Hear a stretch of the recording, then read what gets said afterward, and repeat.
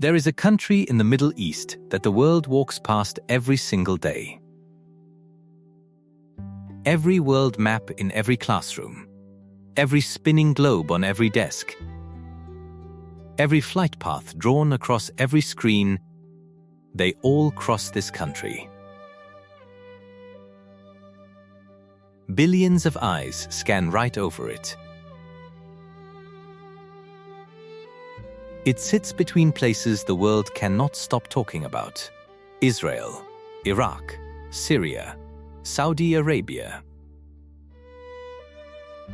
And because the neighbors are loud, because the neighbors are on fire, because the neighbors have been the subject of every news cycle for the last half-century,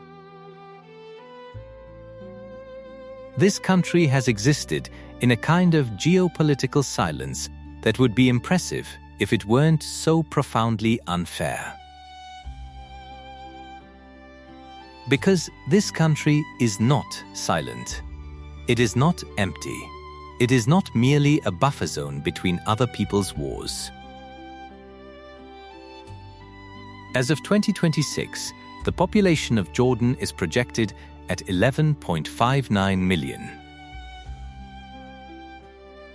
Its population has grown sixfold since 1970, expanding from 1.7 million to over 11 million people through refugee influxes and high fertility.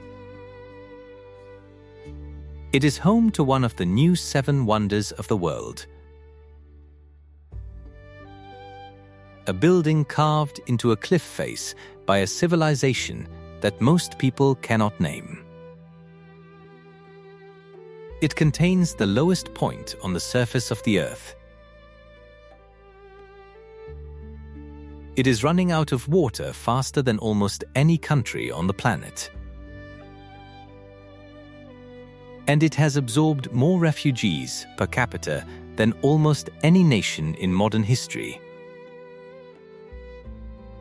Not once, not twice, but repeatedly, wave after wave, decade after decade. With a quiet, unglamorous generosity that the world acknowledges in footnotes and then forgets. This is a country that has been holding the Middle East together with both hands for 78 years, and the world has mostly thanked it by mispronouncing its capital. This is Jordan, and everything you think you know about the desert is wrong.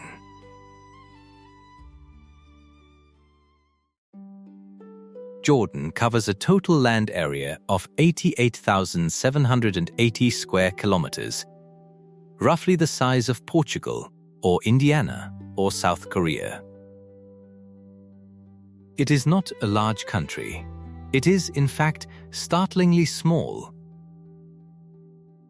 When you consider the size of the role it has been asked to play in the most complicated geopolitical theater on the planet. It is bordered by Syria to the north, Iraq to the northeast, Saudi Arabia to the east and south, the Gulf of Aqaba and the Red Sea to the far south, and Israel and the Palestinian territories to the west. Every one of those borders carries a history that could fill a library. Several of them have been, at various points in living memory, on fire. Jordan itself has not burned. That fact alone is worth more attention than it receives. The landscape is overwhelmingly arid. Over 80% of the country receives less than 200 millimeters of rainfall per year. The eastern desert, the Badia, stretches into a vast basalt plain that extends into Iraq and Saudi Arabia. Flat and black and otherworldly, where Bedouin tribes have navigated by stars and seasonal grazing patterns for millennia. It is not the sand dune desert of Hollywood imagination. It is harder than that. Darker, more lunar than Saharan. A landscape of volcanic rock, dry wadis, and a silence so complete that the sound of your own breathing becomes intrusive. But Jordan is not only desert. The northwest corner, the Jordan Valley, the hills around Ajlan and Jerash, is surprisingly green. The hills are terraced with olive groves. Pine forests cover slopes that would not look out of place in the Mediterranean. The rainfall here is adequate, sometimes generous. In spring, wildflowers carpet the hillsides in a display that shocks visitors who arrived expecting nothing but sand. This is the Jordan that most tourists never imagine. The one where farmers grow figs and almonds and grapes, where the air smells of thyme and sage, where the landscape insists on being alive against every expectation. Then there is the Rift Valley, the great geological fracture that runs from East Africa through the Red Sea and up through the Jordan Valley. This rift created the Dead Sea, which sits at approximately 430 meters below sea level, the lowest point on the surface of the Earth. The Dead Sea is dying. Its water level has been dropping roughly 1 meter per year for decades, as the Jordan River that feeds it has been diverted by Israel, Jordan, and Syria for agriculture and drinking water until the river that once sustained civilizations has become, in many stretches, little more than a polluted stream. The Dead Sea is shrinking. Sinkholes are opening along its receding shores.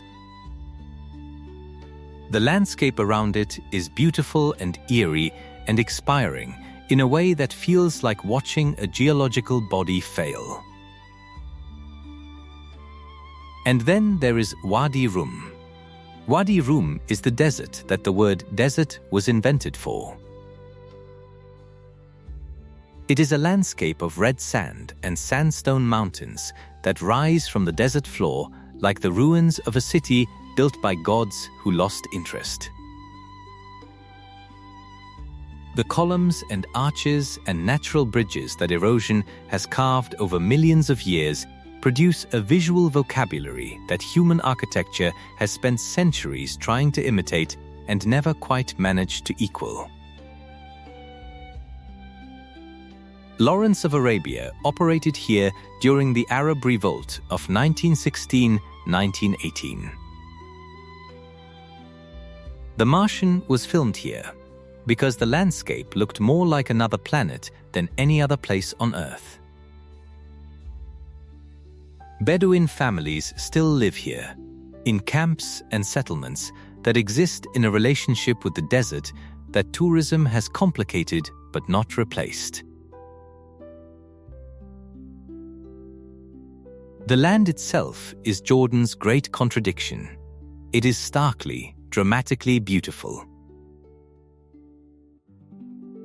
And it is running out of the one resource that makes human life on it possible. Approximately 98% of Jordanians are Arabs. But that single statistic conceals a complexity that defines the country's social and political life. The original population, East Bank Jordanians, descended from the Bedouin tribes that have inhabited the territory for centuries, forms one part of the national identity. But the larger part, numerically, is Palestinian. After 1948 and again after 1967, waves of Palestinian refugees crossed into Jordan and were, in most cases, granted citizenship, a decision that was both generous and politically transformative.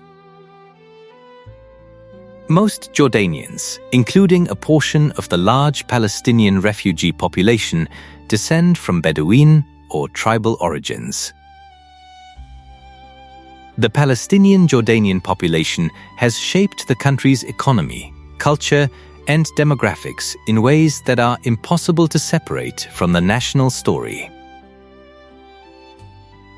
Small proportions of the population come from different ethnic minorities, including Chechens, Circassians, Assyrians, Armenians, and Kurds, many of whom have adapted to Arab culture.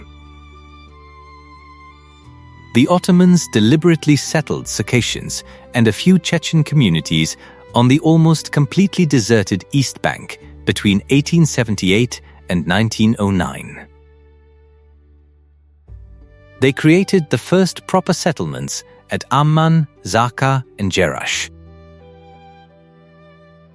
There are about 60,000 Circassians and Chechens who have retained their identity, located in Amman and 6 villages in northern Jordan.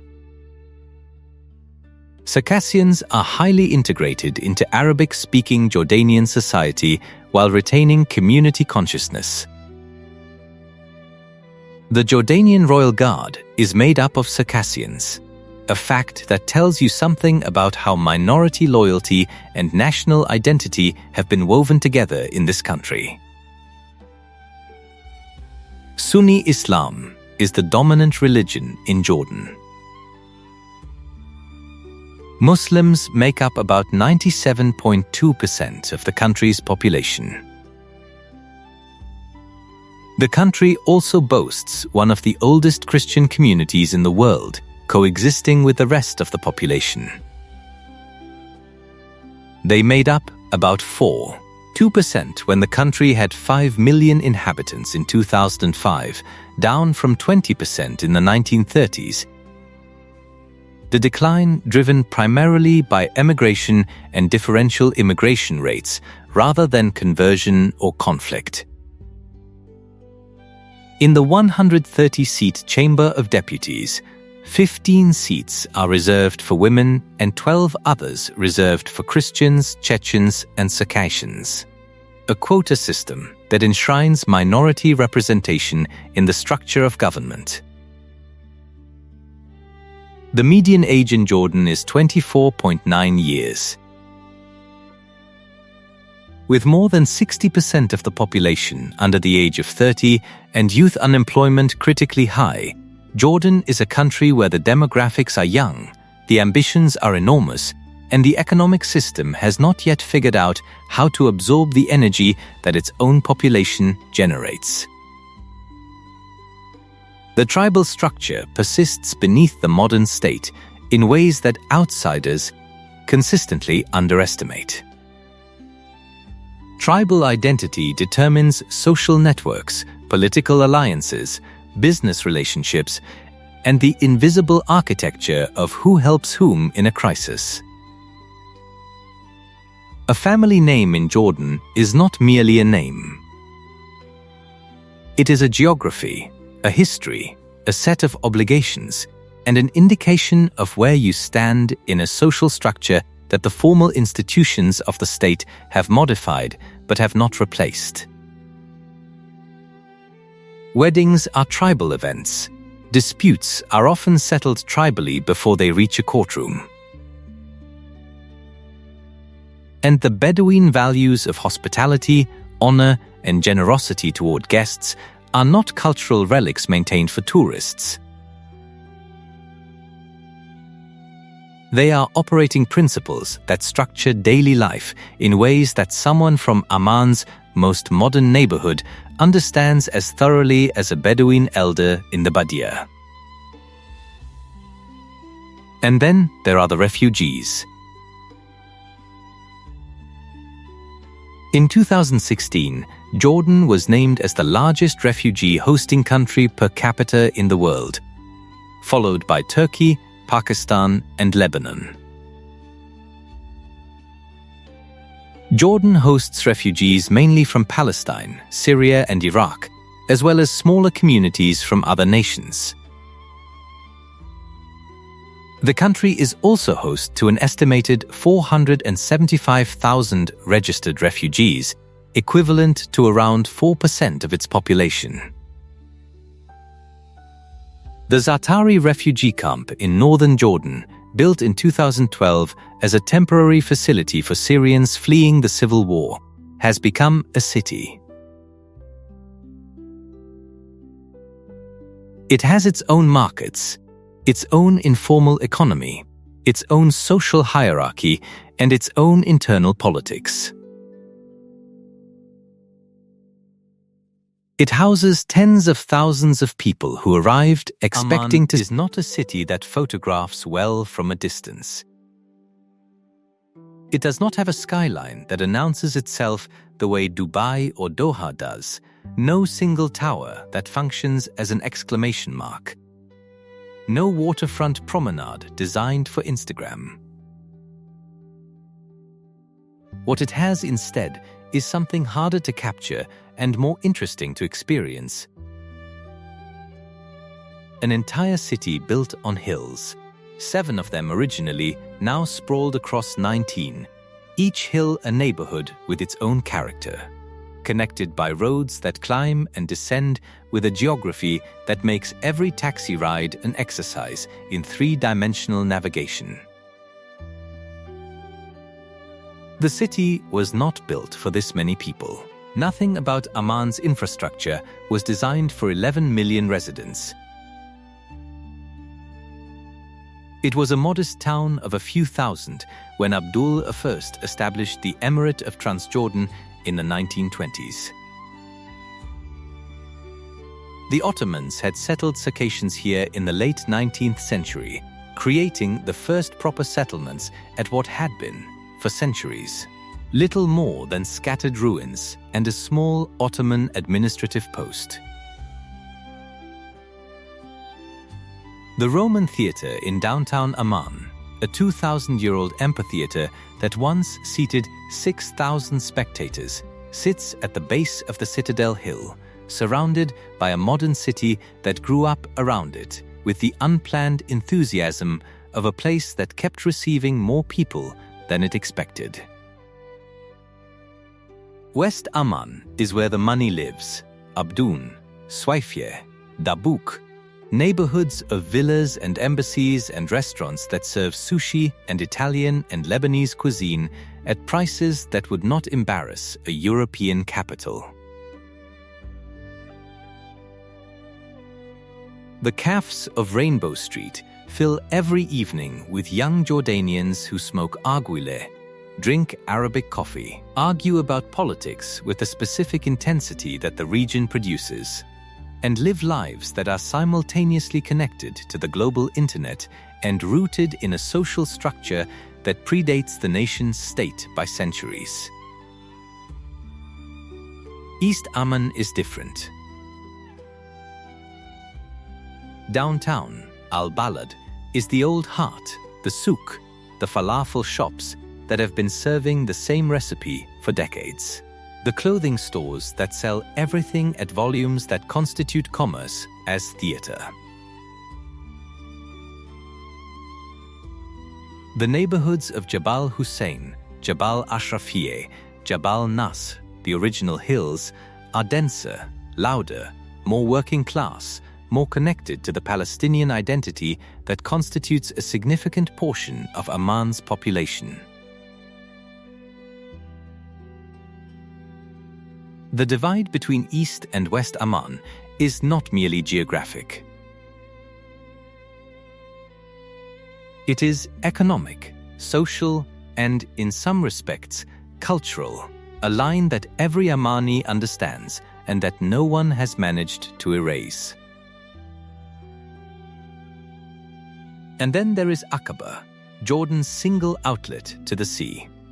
A port city on the Red Sea's Gulf of Aqaba that serves simultaneously as the country's maritime trade hub, its beach resort, and its window onto an underwater world of coral reefs that are among the healthiest in the Red Sea. The water here is the fact that defines Jordan's future more than any political alliance or economic policy. Jordan faces extreme water scarcity, with renewable water resources standing at only 61 cubic meters per person annually, equivalent to 12% of the global water scarcity threshold. The country ranks among the most water scarce in the world, with vulnerability to climate change and dependence on external energy supplies. Let that figure settle. The United Nations defines severe water scarcity as anything below 500 cubic meters per person per year. Jordan is at 61, not 500, not 300, not even 100, 61. In urban areas, water is usually available once a week and less than once every 2 weeks in rural areas, with reduced frequency during the summer. This is not a future crisis. This is a present reality. In Amman, one of the most modern cities in the Middle East, households receive piped water for limited hours on limited days. Rooftop water tanks are not an option in Jordan. They are the infrastructure. Every building has them. Black plastic cylinders sitting on every roof, holding the water that was delivered last week and that must last until the next delivery. When the tanks are empty, you wait. You do not call a plumber. You call patience. You reorganize your life around scarcity in a way that most people in water-rich countries have never had to contemplate. Long-term groundwater monitoring in the country's main aquifers suggests that water levels are falling, with annual declines of more than 10 meters in some aquifers. Climate change is expected to intensify these pressures, with projections indicating an additional 15% reduction in water availability by 2040. The causes are both natural and political. Jordan is arid. That is geography. But the Jordan River, which once flowed with enough volume to sustain a valley of civilizations, has been reduced by upstream diversions. There are 3 major surface water sources in Jordan: the Jordan, Zarqa, and Yarmouk rivers. Israel and Syria's upstream diversion and overpumping of the Jordan and Yarmouk rivers are drying up Jordan's access to their stream. And then the population surged. Over the past 2 decades, Jordan's population has grown rapidly, rising from just under 5 million to more than 11 million today, placing increasing pressure on job creation, housing, infrastructure, and public services. Much of that growth came not from births, but from crises next door.